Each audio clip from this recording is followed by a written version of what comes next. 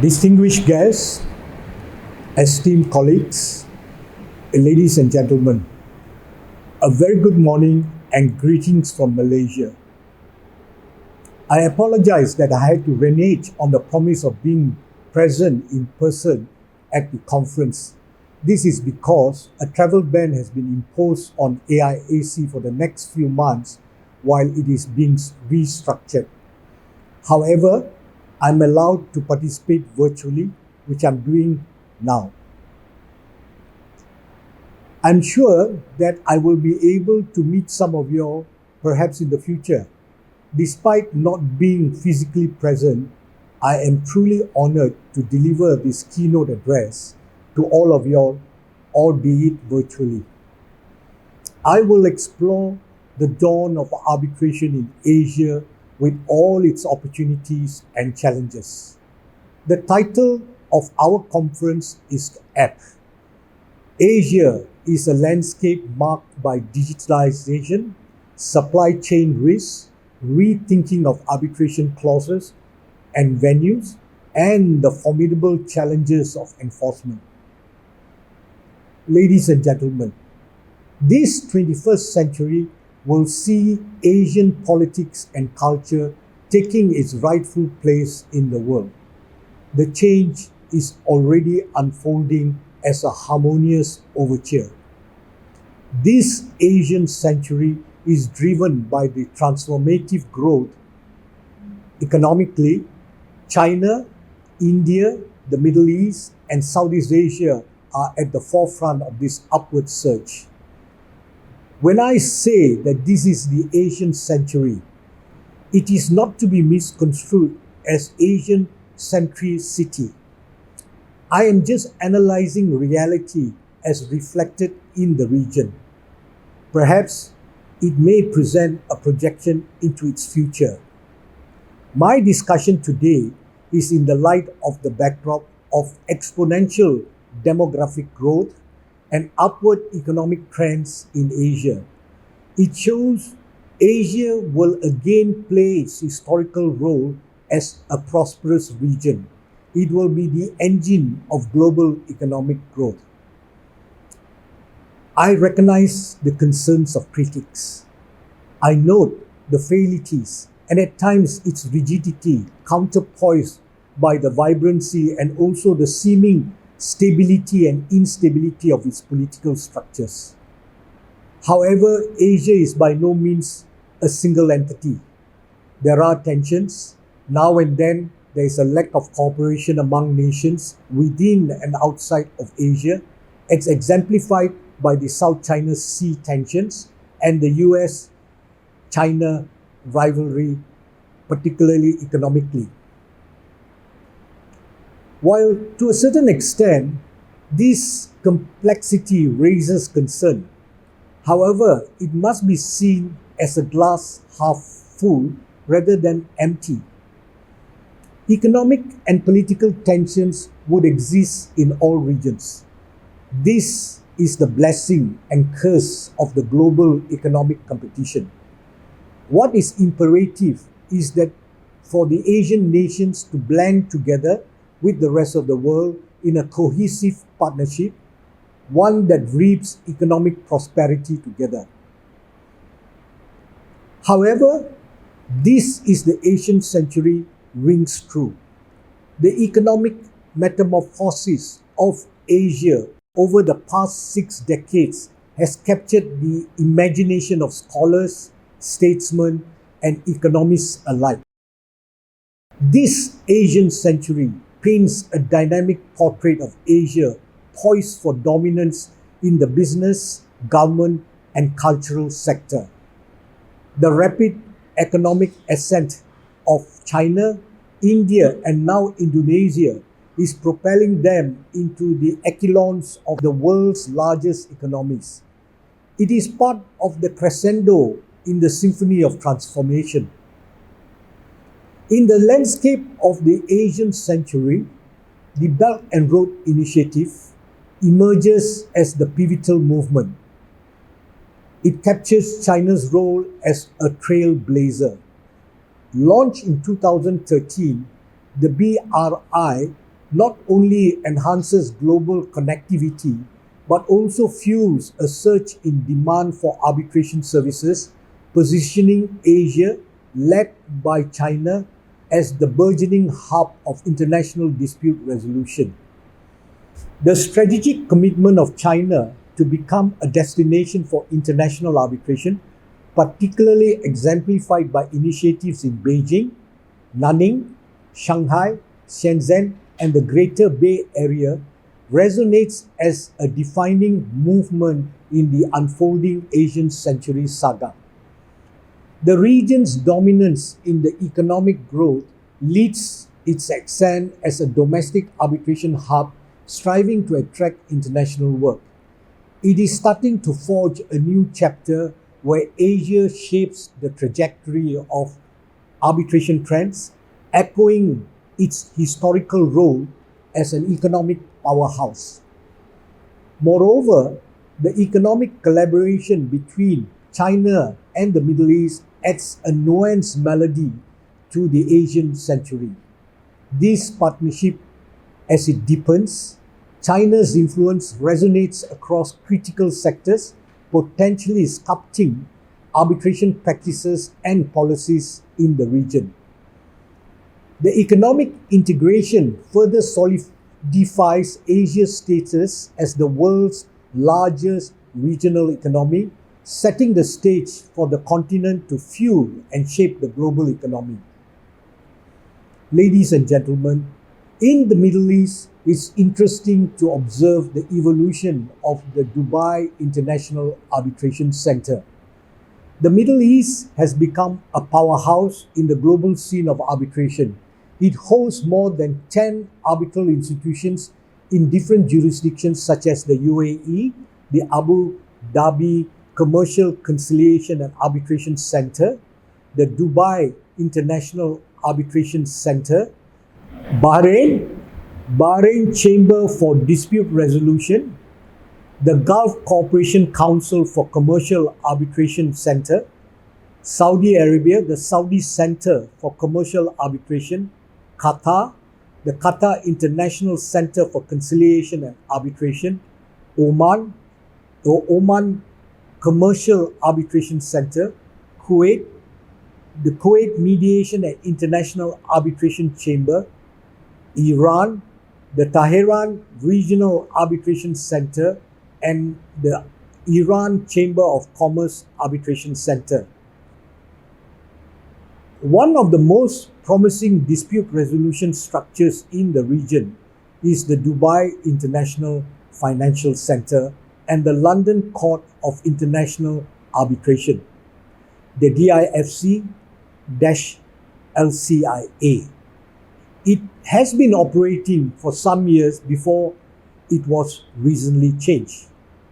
The UAE is a civil law jurisdiction with Dubai International Financial Center located in a sort of an aircraft carrier detached from the rest of UAE, using the common law to govern its operations and decisions. Its current Chief Justice is Tun Zaki Azmi, who is the former Malaysian Chief Justice.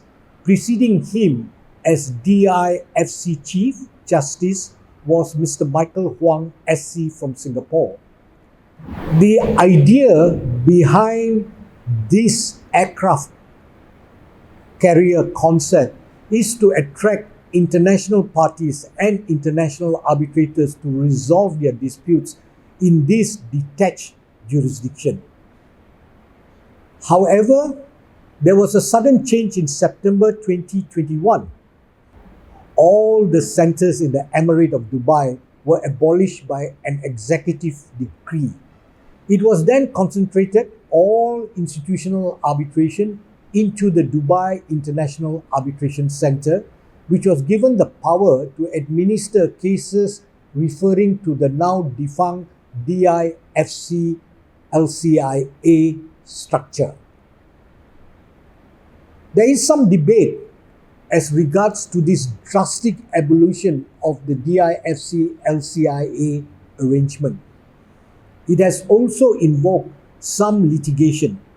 Recently, the US Eastern District Court of Louisiana ruled that whatever similarity that DIAC may have with the DIFC LCIA, it is not the same forum in which the parties have agreed to arbitrate.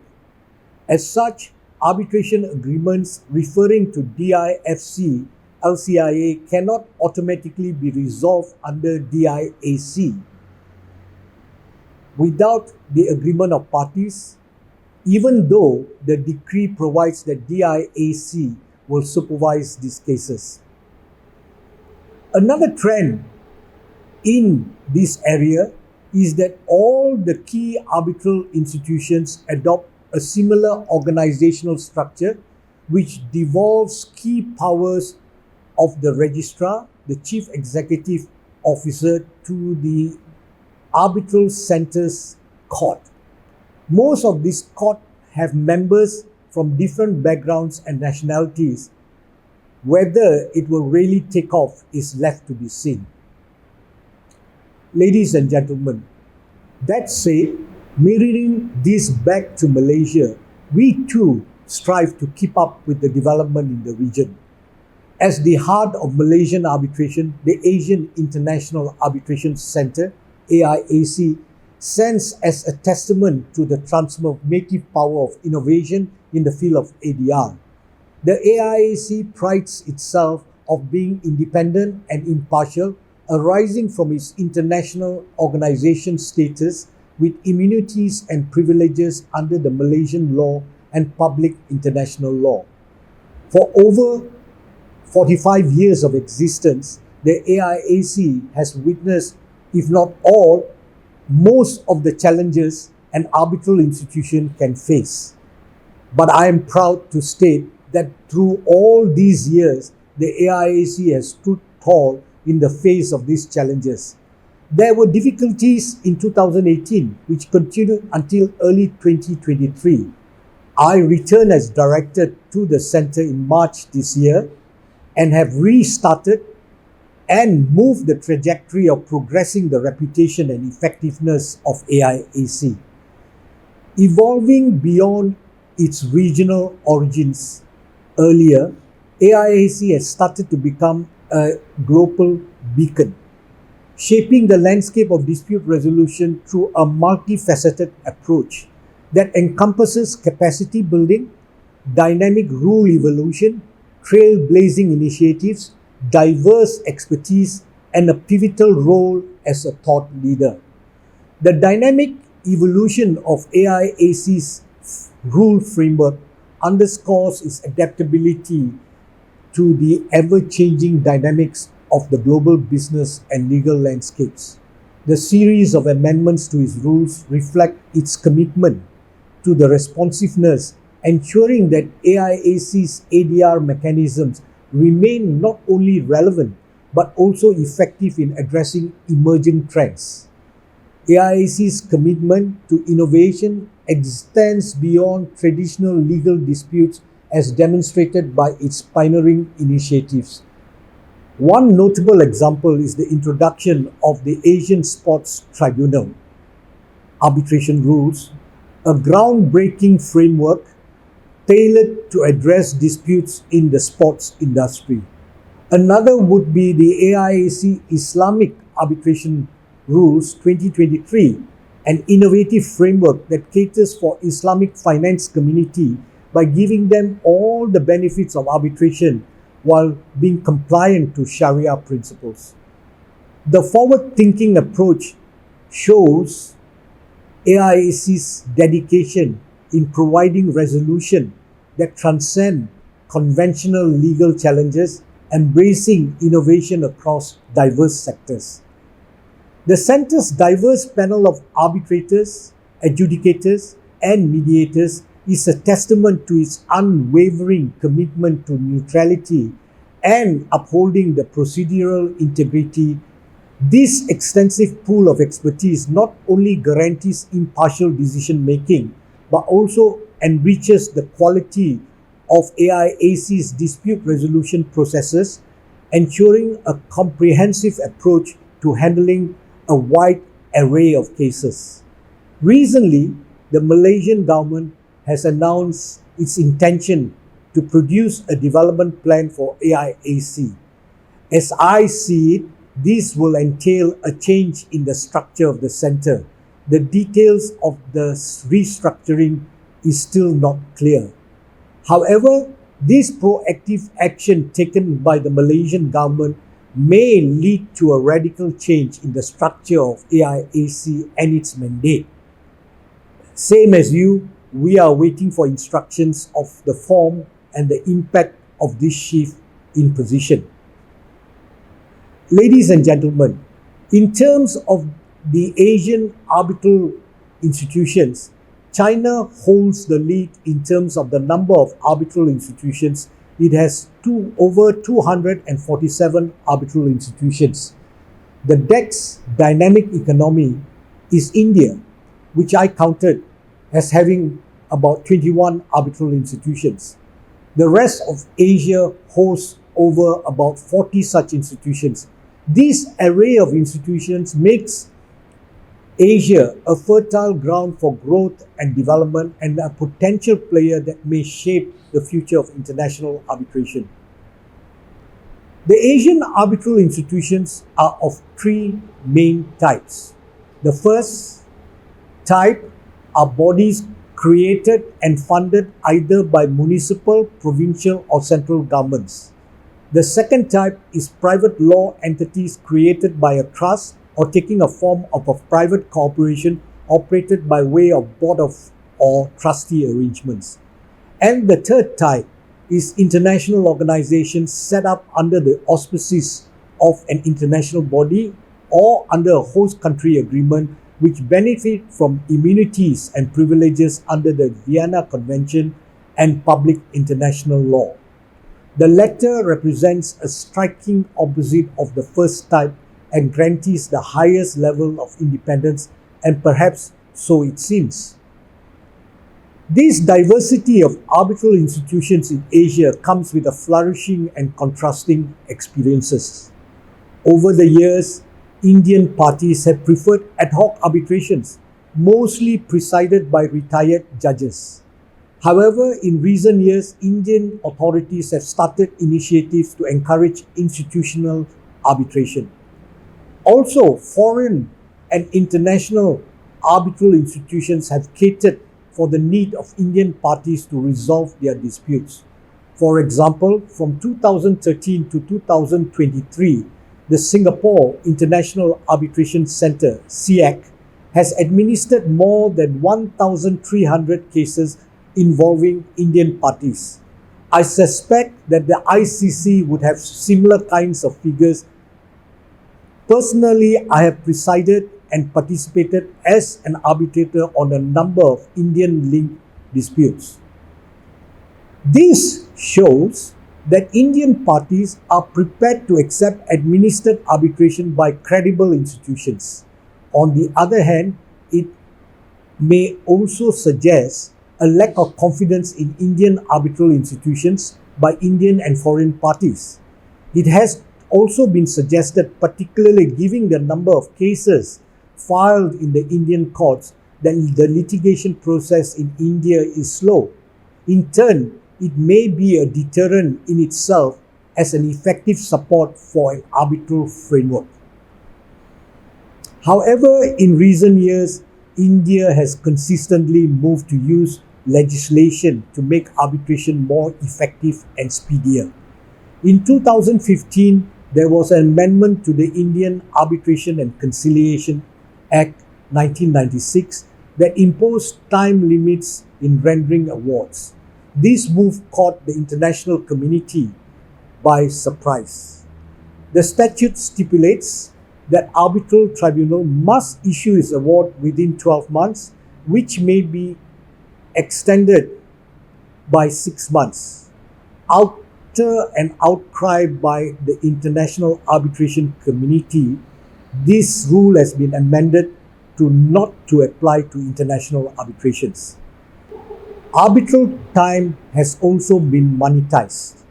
If the arbitral tribunal issues an award within the first 6 months, they may ask for additional fees.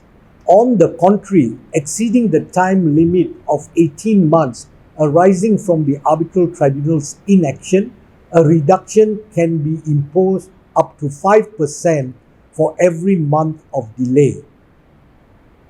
Another key shift was the 2019 amendments, which imposed limitations on party autonomy by regulating the qualification and experience of arbitrators under the 8th schedule of the Indian Arbitration and Conciliation Act 1996. This has generated some criticism. More importantly, the amendment has created the Arbitration Council of India, ACI, a corporate body that will regulate many aspects of arbitration in India, including the grading of arbitral institutions, accrediting arbitrators, and developing guidelines and policies in relation to arbitration. Although established by law since 2019, the body has yet to take form. The latest amendment in 2021 through the Arbitration and Conciliation Act 1996 has taken away the 8th schedule, potentially making the market more welcoming to international arbitrators and international arbitral institutions. The task is left to the Arbitration Council of India, ACI. Will it go by way of internationalization or nationalization? We all wait with bated breath. On the other side of the Himalayas, China's abundant number of arbitral institutions have not been able to transition into an international presence, except for CITEC and Shanghai International Arbitration Center, which have established themselves as first-rank arbitral institutions in China. Even so, their reach is limited to China and Hong Kong. But perhaps the most important shift is the opening up of the market for international arbitral institutions, which is indicative of the growing awareness of the role of internationalization of the arbitration ecosystem in China. For example, China's Beijing Pilot Free Trade Zone is one of the 6 free trade zones, FTZ, in China, which will benefit from the opening up measures, including in the context of arbitration. This aims to support reputable arbitral institutions and dispute resolution organizations, and they are encouraged to set up branches and representative offices in these free trade zones, and to encourage arbitral services for commercial disputes arising from international commercial business and investment. The State Council of China has made the policy document to this effect accessible to the public, entitled Notice Regarding Implementation of Several Measures to Promote Institutionalized Opening Up of Qualified Free Trade Pilot Zones and Free Trade Port in accordance to international high standards. Before I move on to my next point, please allow me to bring to your attention a jurisdiction which I think has the ability to impact arbitration in Asia in the upcoming years. Indonesia benefits from significant economic growth and may play a key role in the context of arbitration in Asia and the Pacific. However, this can only be achieved if Indonesia adopts the ancestral model law framework, among other measures which provide security for foreign parties and adherence to international best practices. Incidentally, foreign arbitral bodies cannot operate in Indonesia. The only foreign body present there is the ICC, and it does not manage the summation of disputes or act as an appointing authority. The Bani Arbitration Center has the potential of becoming a reputable dispute resolution institution in the region. With a diverse panel of domestic and international arbitrators, this center can cater for local needs. In recent years, The case numbers of the center have been on a gradual rise. In 2020, 79 registered cases, 2021, 90 registered cases. I do not have any other statistics for the subsequent years. These new trends in India and China are indicative of the willingness and readiness to meet the challenges of the day and the necessity of opening up and internationalizing the practice of arbitration in each of these countries. A feeling that will soon find resonance in the region and might be a key vector for jurisdictions like Indonesia to internationalize its framework. Ladies and gentlemen, the Asian arbitration ecosystem benefited from economic growth in the region as a whole. In recent years, we have witnessed the mushrooming of arbitral centers in Asia. It's worth noting that 5 of the top 10 most preferred seats worldwide are in Asia, namely Singapore, Hong Kong, Beijing, Shanghai, and Dubai, as indicated by the Queen Mary University of London International Arbitration Survey. Nevertheless, only 3 Asian institutions figure in the most preferred arbitration institutions. They are SIAC, HKIAC, and CTEC.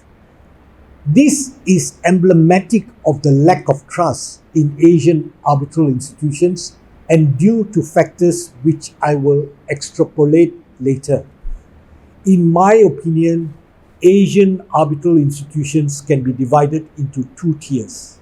The first tier has developed practices compatible to the top international institutions and able to harness the trust of users, regardless of their jurisdiction.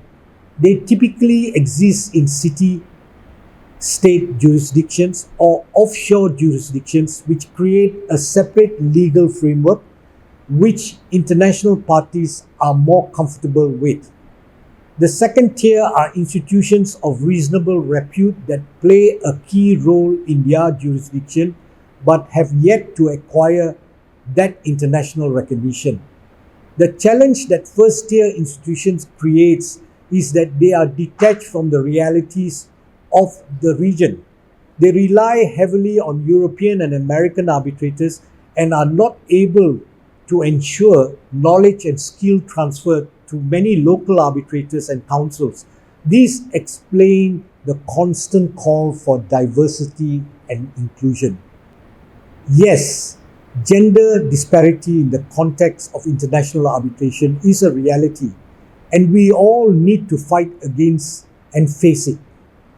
I am happy to say that the appointing authorities, as in many arbitral institutions, tend to be more inclusive than parties. More needs to be done in this front, both in Asia and in a global context. The lack of diversity based on ethnicity and national identity, on the other hand, has been a reality for far too long in Asia. There are 3 main reasons that have contributed to this underrepresentation.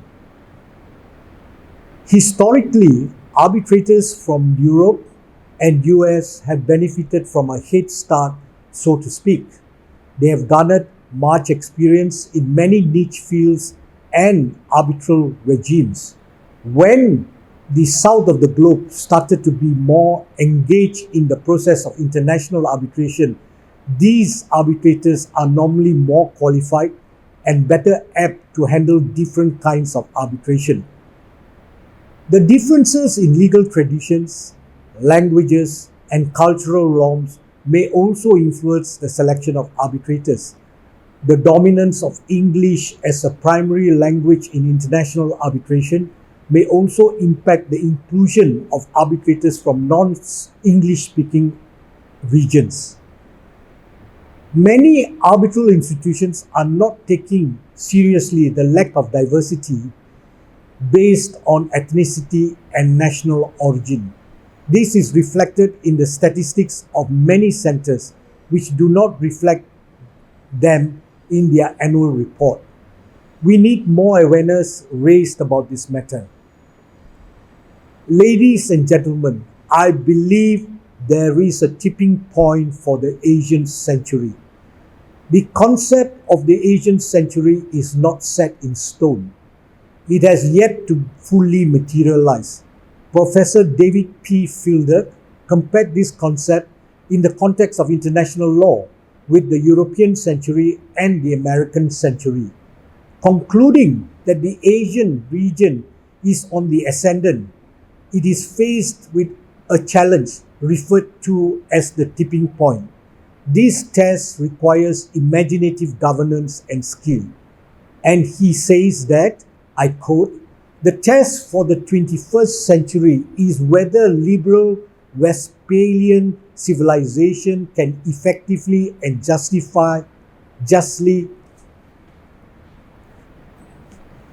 He says that, I quote, "The test for 21st century whether the liberal Westphalian civilization can effectively and justly manage globalization in a world burdened by entrenched inequalities and transnational threats to the human well-being and environmental sustainability." This, for him, is the tipping point of Asia, the challenge and opportunity it faces. Following this, a similar concept may be drawn to the realm of arbitration, where it was once a niche practice. The global scene of ADR has now taken the world by storm. It is no wonder, as the notion of arbitration has always been a system that is time effective and cost efficient. However, some countries tend to garner more success than others in this field, begging the same question: what is the tipping point? Ladies and gentlemen, there are two levels of analysis to this: the prominence of thought leaders and the dominance of government intervention. In exploring the prominence of thought leaders, it is crucial for us to understand their purpose. As we know, thought leaders are key figures in any industry that mold the future regardless of its industry. Throughout the test of time, arbitration is a practice that is extremely dynamic, one that calls for constant innovation to address crucial drawbacks for the betterment of practice for the future. A thought leader plays an imperative role in charting this future. This is where Asia falls short. In building the edifice of arbitration, Asia has always been the leading workman in executing global best practices in arbitration. The principles that we adopt, the frameworks that we share, the legislations that we refer to, often more than not, are adopted from the Western realm. By learning and studying these practices is where the Asian community thrives the best. However, I posit the Asian community, while being good workmen of execution, are rarely at the forefront when it calls for being great architects of change. A thought leader is sometimes misunderstood as a person who merely has a lot of thoughts. However, ironically, in some ways, it is just the opposite. It is not the number of thoughts that one has that makes them a leader. It is the substantive accuracy and the novelty that exists within the few thoughts that matters more. The West, in particular, has been successful in this regard. The scholarly contributions, the erudite and nuanced thought processes, and innovation have oftentimes shaped the framework of arbitration for the better. Drawing inference to Who's Who Legal Thought Leaders Arbitration 2023, we can infer that certainly Asia does, in fact, lack prominent thought leaders in this regard, considering the potential it has. I continue to appreciate, I continue to cherish the ideas and innovation brought forth by the West. Many Asians are still educated in the West and in Western modeled educational institutions. The global development of arbitration calls for Asians to get out of the backseat and start being at the helm of innovation alongside our learned brothers and sisters across the globe. Indeed, the mantle of a thought leader transcends mere financial success or industry recognition. It is a role steeped in authenticity and empowerment.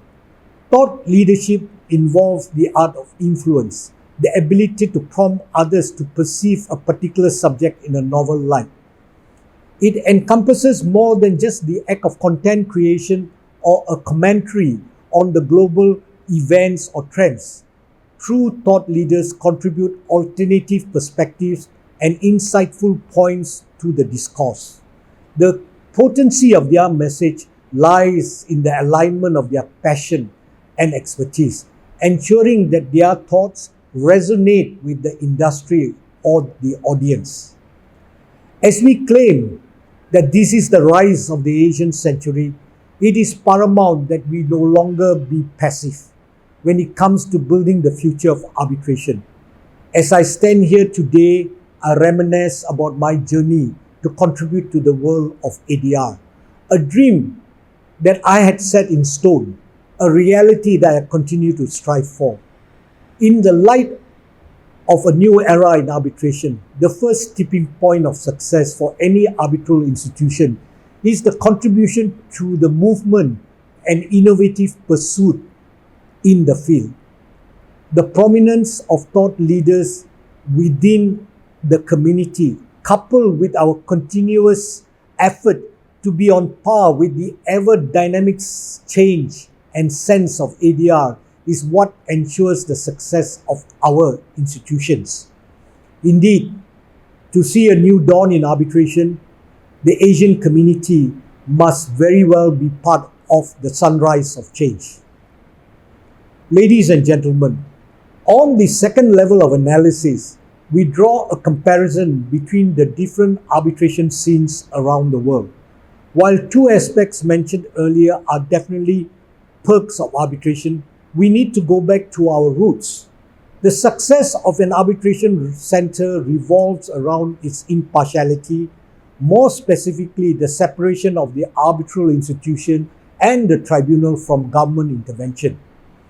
Expanding firstly on the rationality as to why perhaps heavy government oversight over an arbitral institution impairs the shared vision of success for both parties to be perceived as desired seat for global arbitration. There are several factors where government intervention would drive a relatively risky seat of arbitration. Government interference can compromise the perceived and actual neutrality and independence of arbitration centers. When governments are and perceived to influence directly or indirectly over the selection of arbitrators or decision-making processes, the impartiality of the arbitral tribunal may be questioned, leading to the loss of confidence in the fairness of the arbitral proceedings. Thus, this begs the question, to what extent does government interfere with the arbitration? Let's take the selection of arbitrators, for example. In the instance of a governmental entity designating an individual with affiliations to, and by extension, a nuanced understanding of government intricacies, prospective benefits arising from the appointee's acumen are eclipsed by the unintended hazard. This hazard materializes in the form of perceptible skepticism that others are likely to harbor concerning the appointee's professed autonomy. What this entails then is a perception of biasness, one that not only the panel should be wary of, but external parties looking to arbitrate the case as well. Commercial parties looking to resolve the conflict would be more cautious of contracting arbitration in that particular seat that is decorated with government influence.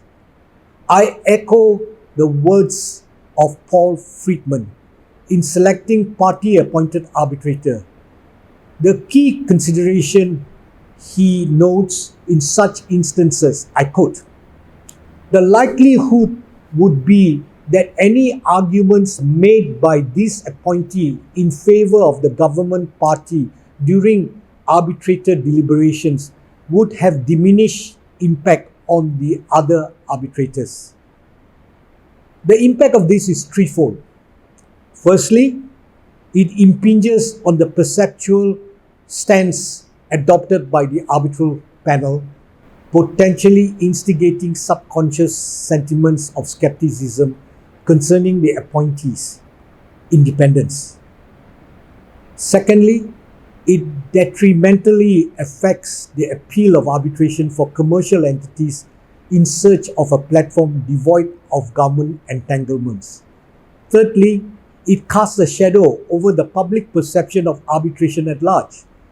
In its most elemental articulation, even individuals without specialized legal knowledge discern that despite the presence of checks and balances, the governments wield an undue degree of influence. If indeed there exists conspicuous government linkage to an arbitral center, it reinforces the preconceived notion that governments may assert influence over what purports to be a neutral arbitration process. Such optics pose a deleterious impact on the advancement of arbitration in the Asian context. While acknowledging the potential of collaborative partnerships, it is imperative that such collaborations do not compromise the inherent impartiality intrinsic to the nature of arbitration. It may be also argued that the sheer fiscal powers that government hold also contributes to the extent of influence that it may have over international organizations.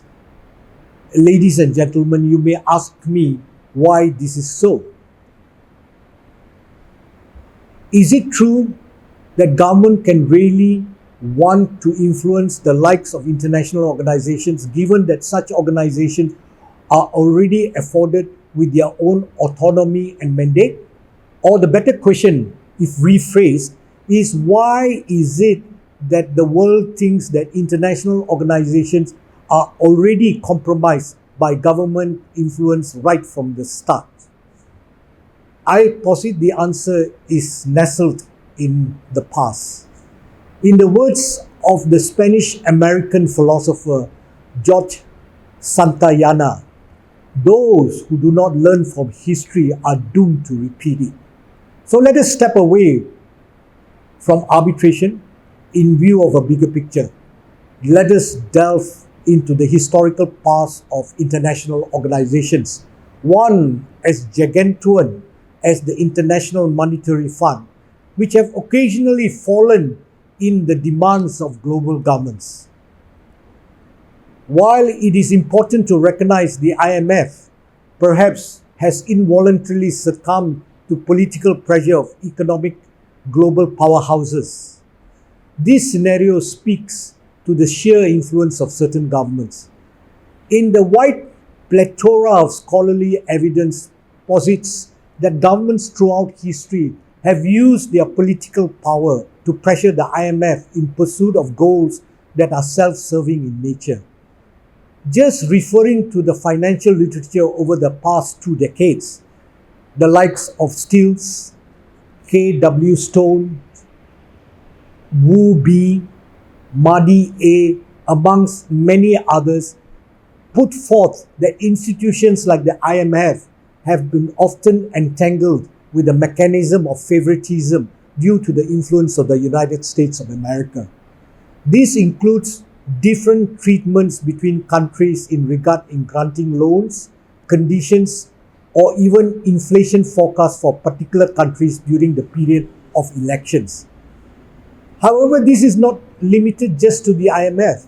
Rather, it applies to many major international organizations. While theoretically such institutions would virtually always be deemed to be neutral, our past tells a tale that undue influence by governments can slowly seep into these organizations. I quote James Raymond Reeland from this article in the Annual Review of Political Science. Governments exploit international organizations in myriad ways to further strategic goals. And to various extents, this is true. All administrations will always have their own agenda to pursue. The lines whether the strategic agenda is usually for the better or for the worse is unclear.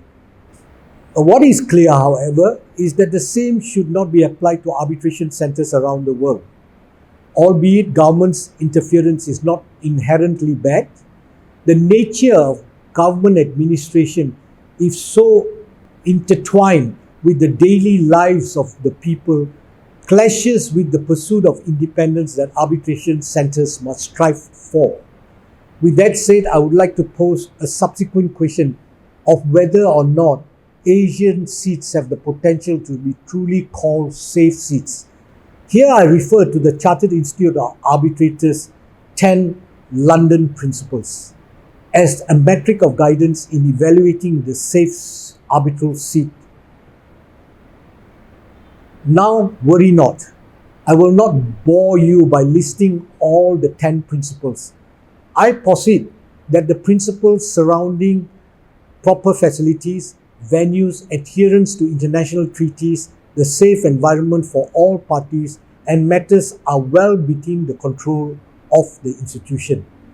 I would merely draw your attention to the first principle that reads for a safe seat as follows. For a safe arbitration seat to exist, an arbitration law providing a good framework for the process, limiting court intervention, and striking a right balance between confidentiality and transparency. The conspicuous prioritization of minimum court intervention and safeguarding the independence stands as to no mere coincidence.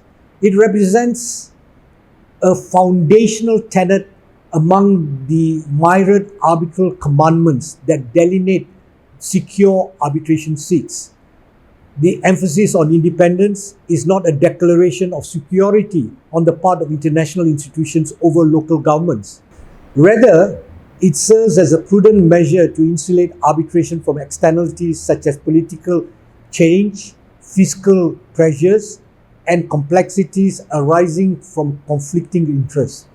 This strategic positioning allows both parties involved in arbitration process to discharge their functions optimally, free from the encumbrances that might otherwise arise in a less insulated environment.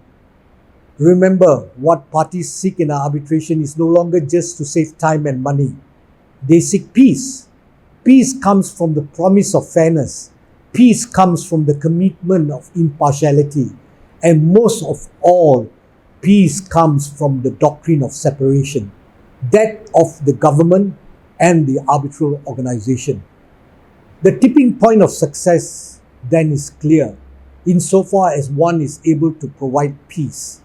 Every desired virtue, security, efficiency, fairness, all these are traits automatically engraved within the chamber of their respective hallowed halls. This is what we all must strive for. Certainly, the maxim that resonates in matters of fairness is the paramountcy of impartiality, as aptly articulated by George Bernard Shaw, the 1925 Nobel Prize laureate and British socialist. Justice is impartiality. Only strangers are impartial. The pervasive influence of government inherent in any nation renders them far from strangers to any entity. While acknowledging and respecting the guidance of governments may provide, it becomes evident the optimal trajectory for further development of arbitration necessitates a deliberate separation from government entanglement.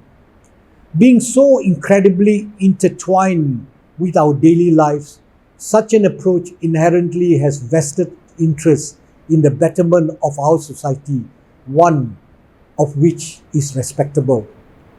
However commendable a government is, arbitration assumes a distinct purpose, one exclusively vested in the pursuit of impartiality, that requires parties to be strangers of sorts. Ladies and gentlemen, in Asia's collective pursuit of success, particularly within the realm of arbitration, let us pause to acknowledge the profound journey that has brought us together in this distinguished gathering today. It is both with humility and honor that I deliver this address before you. It is a moment etched indelibly in the recesses of my heart. History, as a compelling narrator, consistently underscores that great leaders are forged in the crucible of adversity, whether in the throngs of war, grappling in the devastating plague, or standing resilient against kingdoms. These leaders have risen to the occasion, defining their legacy through challenges conquered and victories attained. We too need to emulate this. As we contemplate the trajectory of arbitration in Asia, the imperative emerges. Evolution should spring forth from the crucible of challenges, not from the comfort of tranquility. The dawn of Asian arbitration requires insight steeped in the intimate understanding of both challenges and opportunities that come in succession. For it is within these crucibles that authentic innovation and enduring resilience takes root. As we move forward, let us never forget the importance of thought leadership, one that transcends the mere abundance of thoughts. It resides in the substantive accuracy and novelty embedded within those thoughts. Asia, with its illustrious history, as the custodian of global best practices, now stands at a transformative age, poised to be no longer a mere follower, but a leader in all aspects. But in the unfolding narrative of the Asian century, the mantle of responsibility rests squarely on our collective shoulders. We are not passive spectators, but active architects charged with leading the change in innovation alongside our global partners and counterparts. The path to a new era in Asian arbitration demands more than just participation. It demands our bold departure from the sidelines, a commitment to be a vanguard of change. In this remarkable conference, we find ourselves at the inception of a journey that holds immense promise. It is not merely an event, it is a catalyst propelling us to the forefront of innovation. This gathering signifies a profound start, an opportunity for each of us from the world to contribute to the collective momentum propelling us towards groundbreaking advancements in the field of arbitration. As we embark on this transformative journey, let us engrave in our collective consciousness the understanding that this is not just a voyage for personal or professional gain. It is an expedition for a greater pursuit, the forging of an arbitration ecosystem that transcends boundaries, lifting local communities from the shadows. Our impact is destined to resonate far beyond the confines of detached islands, connecting the very pulse of the broader landscape. As we find ourselves running forward in awe for the future, I pray that we leave outdated practices in the dust and rise with the novelty and hope, just like the sun, so that all of us may witness a new dawn in arbitration in Asia and the world. Thank you so much, and God bless.